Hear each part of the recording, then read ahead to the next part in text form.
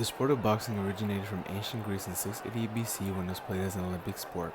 Boxing is a worldwide phenomenon and is one of the most popular sports today, creating legends such as Ray Robinson, Mike Tyson, Manny Pacquiao, and many more.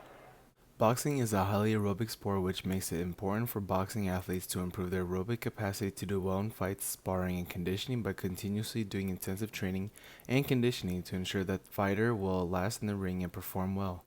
When it comes to performing actions in boxing, it helps with hand-eye coordination when it comes to fighting. They help by having you react to fast-paced movements, react and hit your opponents while the opponent themselves are doing the same as well. In the psychology aspect of boxing, it is mentally straining when the fighter has to be focused 100% of the time to read their opponents, be mindful of their posture while controlling their emotions, confidence, and motivation.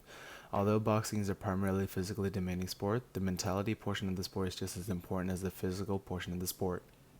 When throwing punches, your whole body is being worked when throwing a punch.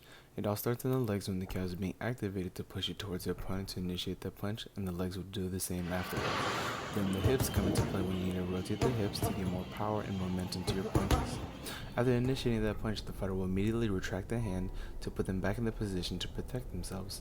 Speaking of protecting yourselves, when throwing the punch with proper form, the hand that is not throwing the punch will be tucked in while protecting the face, and your jaw or chin will be tucked in behind the shoulder to ensure the protection when throwing the punch.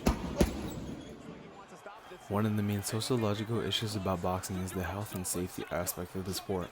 While of course the sport is based around wanting to beat your opponent to the point where they're unable to retaliate, it becomes a concern to many to the point where we question ourselves about why do we continue to tolerate sports that have the athletes potentially harming themselves and others. While many sports do contain injuries and some occur more easily than others, the sport is specifically meant to cause injuries and bodily harm to athletes.